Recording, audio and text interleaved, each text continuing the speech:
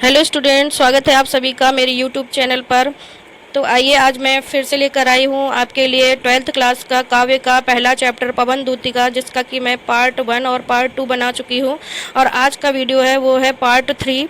तो जो भी मेरे इस वीडियो को पहली बार देख रहे हैं तो पार्ट 1 और पार्ट 2 ज़रूर देखें। उसका मैं लिंक डिस्क्रिप्शन में दे दूँगी, क्योंकि वो देखे बिना ये आगे का पार्ट आपको समझ में नहीं आएगा। तो आइए शुरू करते हैं।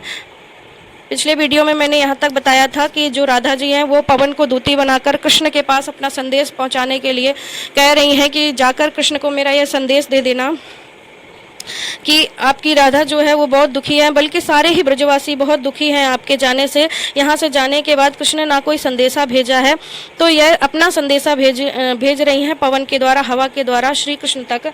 तो आइए आज का आगे का पढ़ते हैं। आगे है, थोड़ा आगे सरस रव का धाम सत पुष्प वाला। तो वह पवन से कह रही है, हवा से कह रही कि जैसे ही इस वृंदावन से आप आगे चलोगे, मथुरा के लिए जाओगे, तो वहाँ थोड़ा सा आगे बढ़ करके क्या क्या मिलेगा। वहाँ बहुत ही सौंदर्यशाली दृश्य आपको देखने को मिलेंगे, लेकिन उनमें मुग्ध नहीं हो जाना है, उनसे मोहित नहीं होना और मोहित होकर वहाँ रुकना नहीं है, बल्कि मेरा ये संदेशा जो है वो कृष्ण तक आपको पहुँचाना है। तो इसमें राधा जी जो है वह पवन को मार्ग में मिलने वाले मनोरम स्थलों का और दृश्यों का वर्णन करते हुए कह रही हैं कि उनसे मोहित नहीं होना। यहाँ पर वृंदावन में बहुत ही सौंदर्यशाली आपको दृश्य देखने को मिलेंगे, बहुत ही सौंदर्यशाली लता पताएं पुष्प मिलेंगे, लेकिन उनसे मोहित होकर वहीं रुकना नहीं है, बल्कि मेरा संदेशा जो है वो कृष्ण तक आपको पहुँचाना है। ये ध्यान में रखना है कि मेरा संदेशा कृष्ण तक पहुँचाना है। तो आगे क्या कह रही हैं, थोड़ा आगे सरस रव का धाम सतपुष्प वाला। जैसे ही यहाँ से थोड़ा आगे बढ़ोगे, वहीं पर सरस माने होता है मधुर, रब माने होता है आवाज।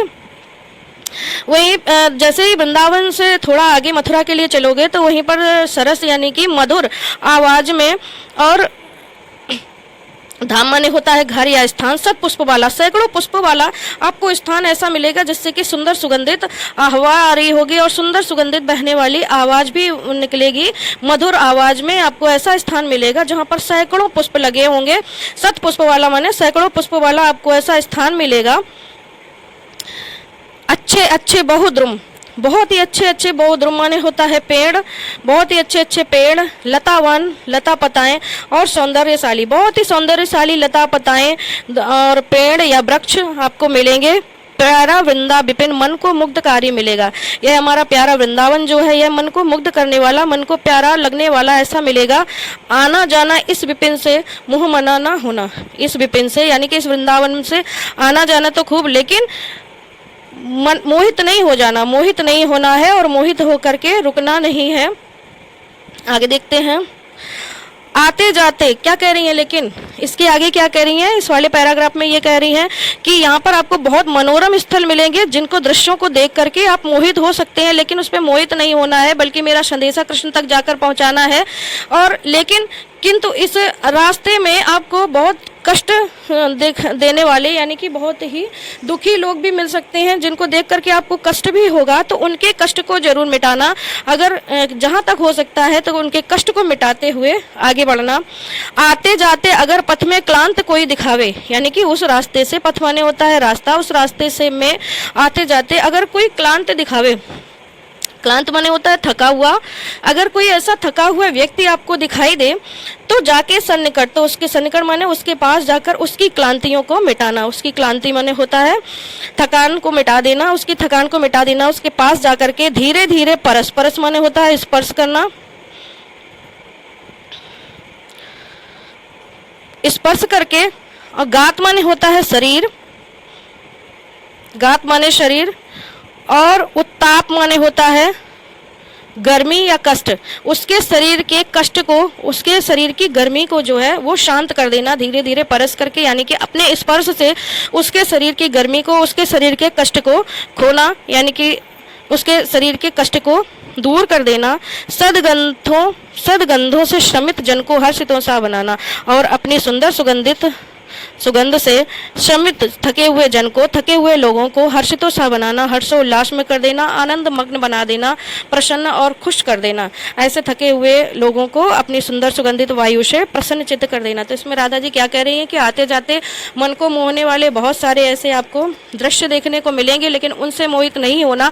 पर अगर रास्ते में कोई आपको थका हुआ या अपने शरीर की पीड़ा से ऐसा दिखे तो उसके जरूर दुख को दूर कर देना अपनी सुंदर सुगंधित वायु से।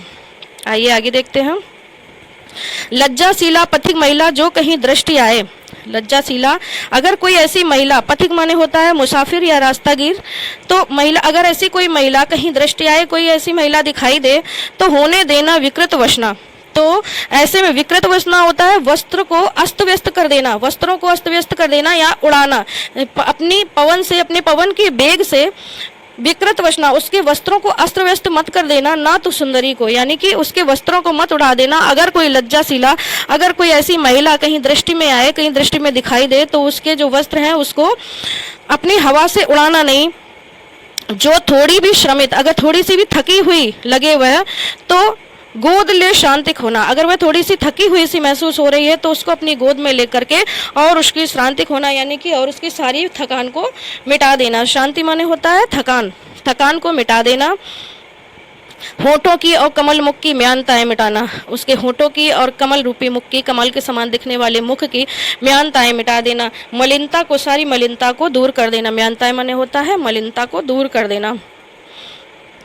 आगे है, कोई क्लांता कृषक ललना खेत में जो दिखावे। अगर कोई क्लांत, कोई दुखी कोई कृषक ललना, कृषक ललना माने होता है किसान स्त्री, किसान की स्त्री, जो खेतों में काम करने वाली स्त्री होती है। तो कह रहे हैं कि अगर कोई ऐसी स्त्री खेत में तुम्हें दिखाई दे तो धीरे धीरे परस उसकी, तो धीरे धीरे उसको स्पर्श करके उसकी क्लांतियों को मिटाना, उसके दुख को, उसके थकान को मिटा देना। जाता कोई जलद यदि हो व्योम में तो उसे ला। अगर कोई जलद माने होता है बादल, व्योम माने होता है आकाश, अगर कोई आकाश में जाता हुआ बादल दिखाई दे तो उसे लाना और उसकी छाया द्वारा सुखित करना, और उसकी छाया के द्वारा उस स्त्री को सुखित कर देना, तप्त भूतांगना को। और उस तप्त माने दुखी और या विकल, तप्त माने होता है दुखी या विकल, भूतांगना माने होता है स्त्री।